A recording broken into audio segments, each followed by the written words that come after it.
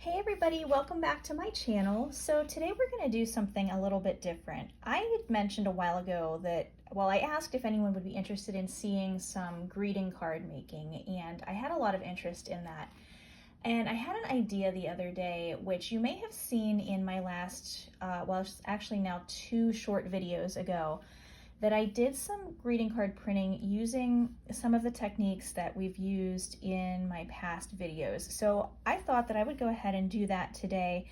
And what I'm gonna do is do 3 examples of the printing and then show you 3 different ways that you can embellish these. And of course there are, pretty much anything that you can dream of you can do to embellish these at the end. But I'm going to show you some things that I would do to finish mine. So what I'm going to be using is these, let me measure these, I haven't actually measured them. These are 4x6 cards, and I've got my 3x5 little gel plate here, which is going to fit this perfectly.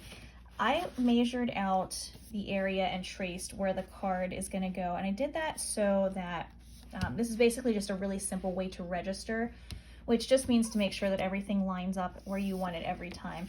So because this is right there in the center, when I line this up, it should print perfectly centered where I want it every time.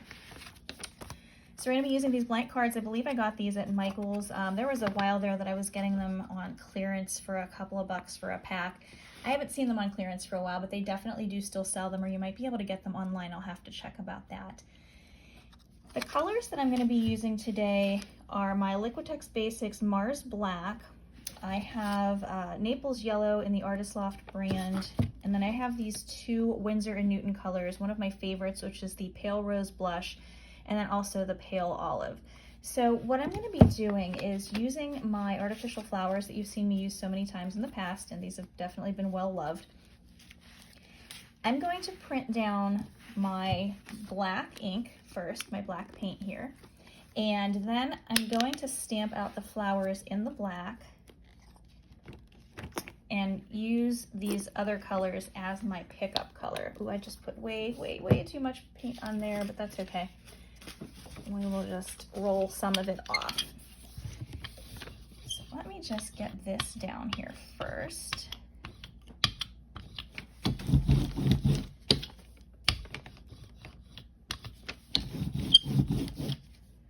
And I'm gonna have to roll tons of this paint off because there's a good bit of it there.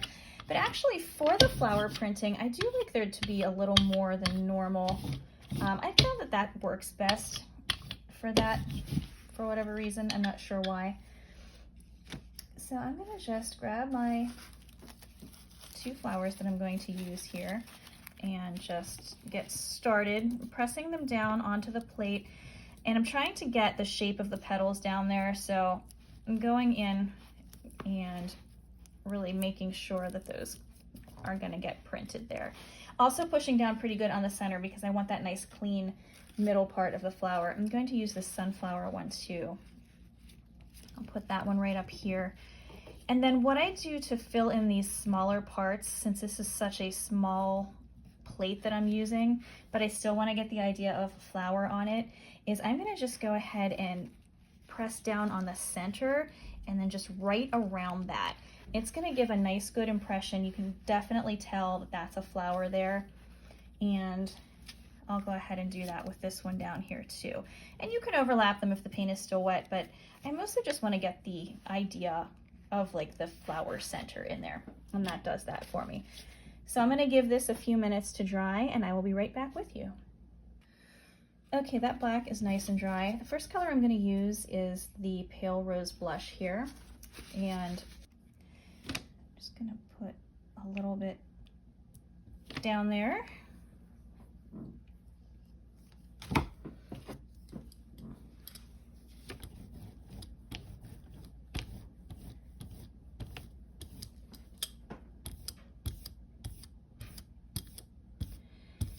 And I think what I'm going to do is actually let that coat dry and then put down a coat of white to make sure that we have a nice background. So give me one moment to let that dry.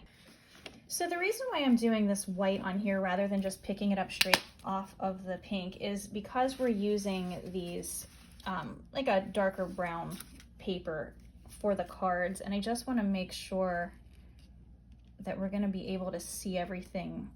Now the black would definitely be able to see, but the pink I want to make sure stands out as much as possible. And anything on a white background is going to be much more easily seen. So we're going to do that. And take a good bit of that off of there. And that looks about perfect. Now I'm going to take my card here and center it. There's a lot of different ways that you can register something. This was going to be easiest for today's. You can also, and I can't think of what they're called, but they make these like corner devices that you actually butt what you're printing on right up into the corner, so you're going to get an absolutely perfect registration every time. I don't have any of those, and I thought about just kind of like making some of my own just out of something hard surfaced, a couple of books even, but I thought, you know, I can just draw this on here, and for my purposes today, I think it's going to be good. I'm going to just make sure this is good and dry. For whatever reason, this little plate doesn't seem to take as long to release as my other ones, and I know that really doesn't make any sense, but that is the truth. And there is my print.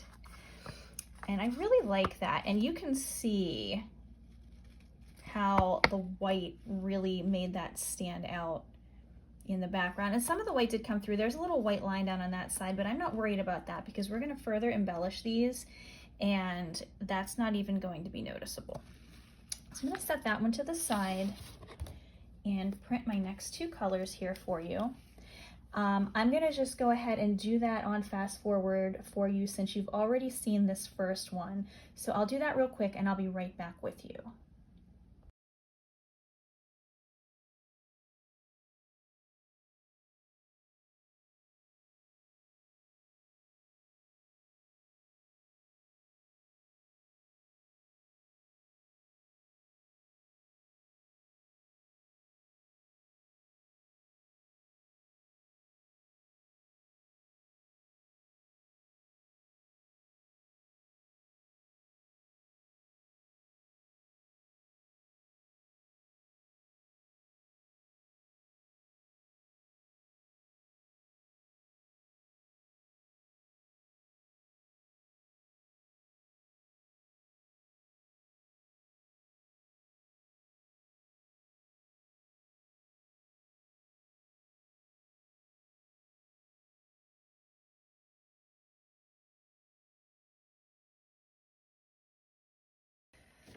Okay, so today we're going to work on this first one here.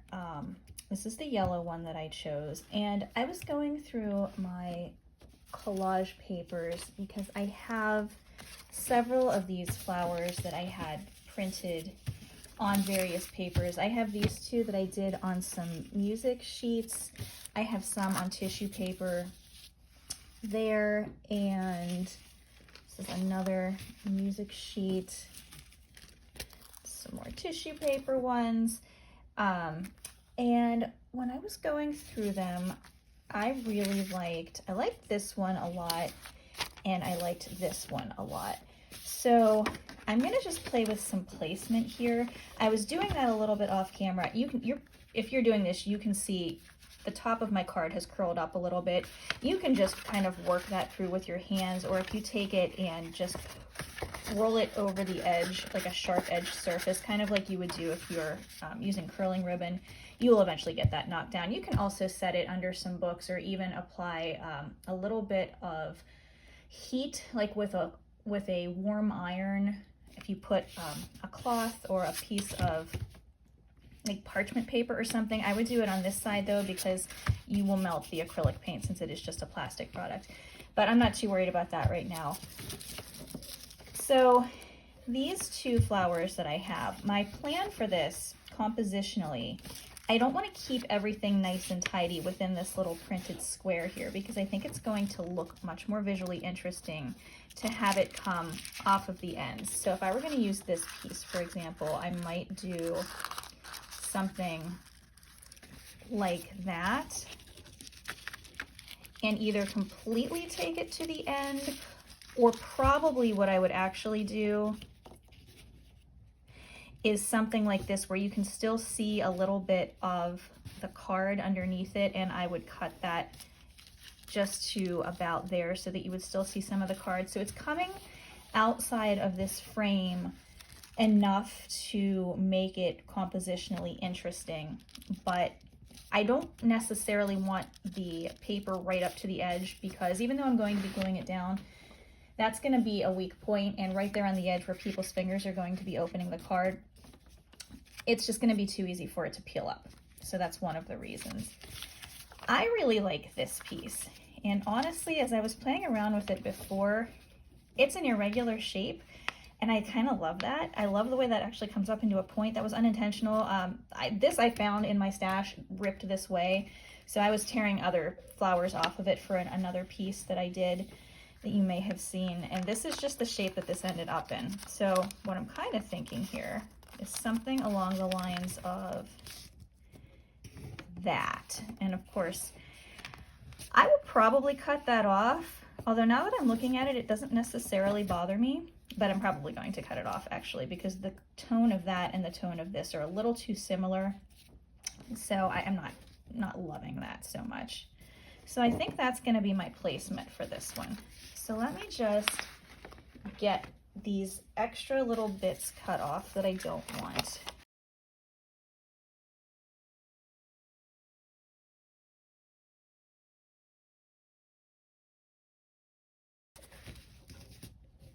So I've got that. Now the perfect clean edge over here, which is still a little bit torn because I ripped that directly out of a book, that doesn't bother me because it's on the edge. And I think honestly, I'm just gonna glue this down exactly like that. So I'm gonna get my matte gel medium, which is my preferred type of adhesive for collage. And I'm gonna use one of my old brushes here. You don't have to use an old brush for this. I just always do. I mean, this cleans out of a brush just as easily as acrylic paint does. So, I mean, you don't want to let it sit because, I mean, just like acrylic paint. Although, I did accidentally let one of my brushes sit overnight without realizing it, and I came up here yesterday, and of course it was a hard mess, and it was pretty sad because it was a newer brush that I really liked. But what I did was I soaked it overnight in some Murphy's oil soap because I've used that before to get acrylic paint off of my brayers, and it worked. So I thought I'd share that little tip with you all. Maybe some of you knew it, maybe it's something that is common knowledge and you're gonna be like, well, yeah, obviously that's what you would do, but I didn't know that. So I learned that, and I thought if maybe somebody else didn't know that, that would be a good thing. And I picked mine up at Walmart for, I think it was less than $3 actually. I was kind of surprised at how inexpensive it was. And that worked out really well for me. So I'm just gonna take an old card here. So I put a coat of the medium down on top of the card itself, and then I laid another coat down. Is that lifted? I think that is lifted. It is.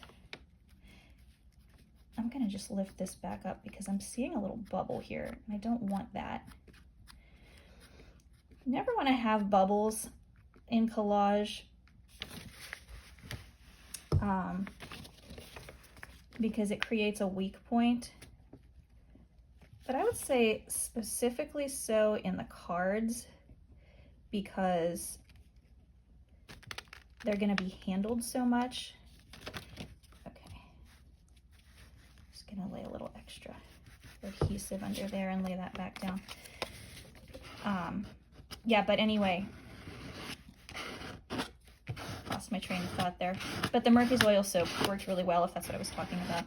And Just gonna make sure there's a little extra here. Oh yeah, I was saying that I lay another coat of the medium down on top of the piece that I'm adhering, just to make sure there's a really good connection. And you can see there's a little bit of a shimmer because that's still wet, but this is going to dry completely clear. Just going to smooth that a little bit more.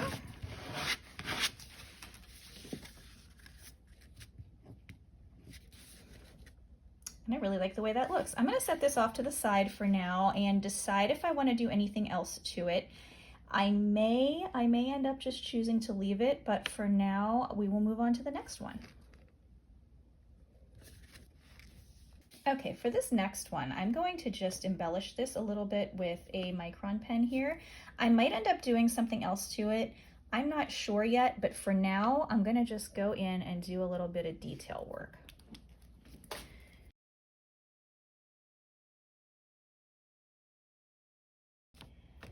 Actually, I do know what I'm going to do with that. I'm going to continue these petals off of the edge of this and onto the card in the background.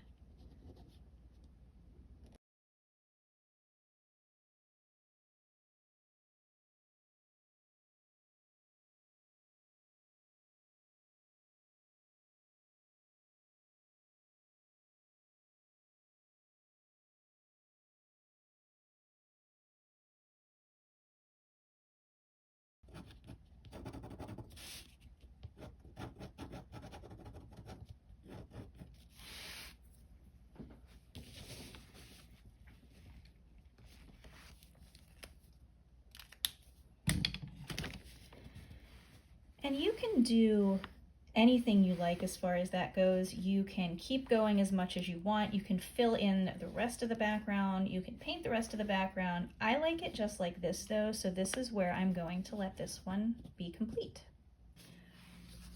Okay, so to finish this one, I'm going to do some text. And so I was looking through some magazines for phrases or something that might make sense, and I found this thank you that I cut out.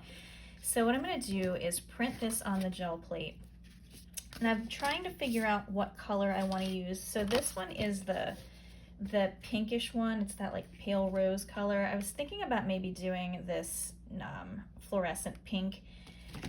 It's going to either be that or just white, so that it can be seen, since this is the majority of this is black. And then if I have to go in and outline it with the micron in the end, I will. And I can't decide what I want to do, but I do everything in the white, so I think I'm going to, just to change it up a little bit, I'm going to try to print it in the fluorescent pink, and we'll just see what happens.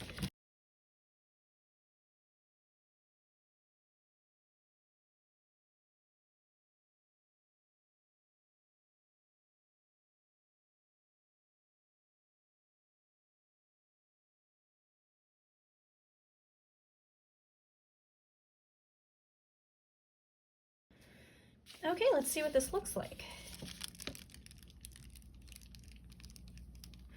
Okay. All right, we've got a nice transfer of that. And now I need to decide how I want to put that on the card. Hi, Gomi, are you saying hello to the people? Of course you are.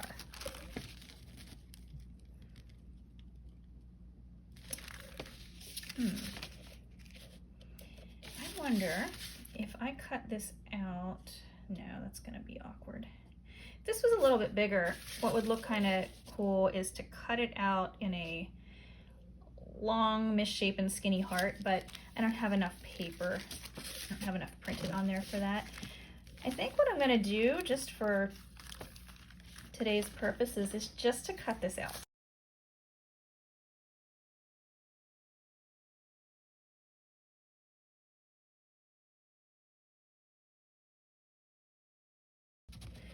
Do I want it up top? No. No, I think I'm actually gonna put that right in the center there. Typically don't like things in the center, but when it's text on a card, something like that, center does actually work pretty well. Of course, you can decide for yourself Sorry, I'm moving this around so much. I think that looks pretty good.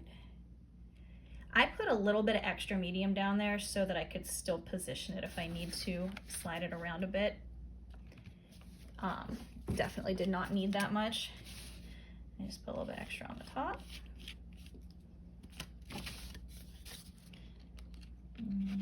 Take away what I don't want.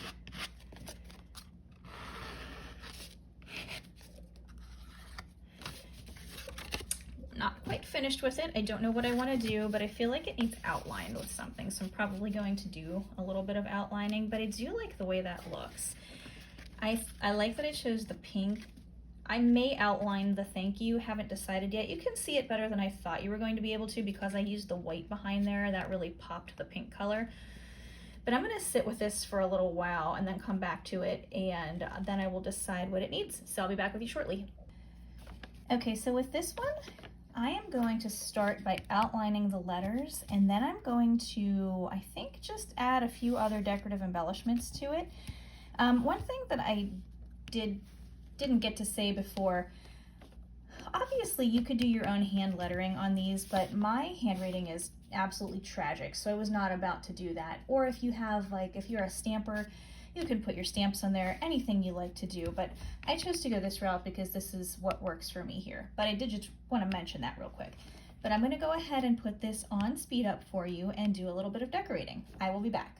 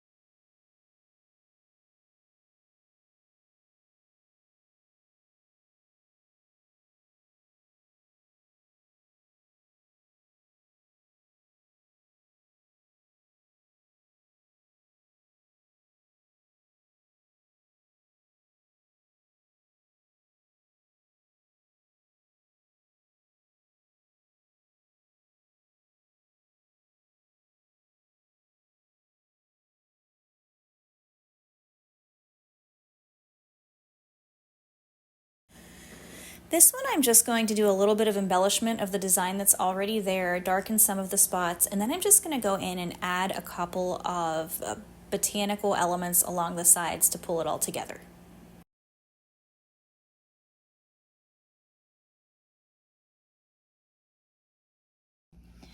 Okay, and here are 3 finished greeting cards. I really am pleased with the way they turned out. There are so many different things and so many different ways that you could finish these. These are just a couple of examples. Like I said, use whatever tools you have. If you have some rubber stamps, if you have different kinds of pens, or you want to go more into the collage work, which is something that I would probably do.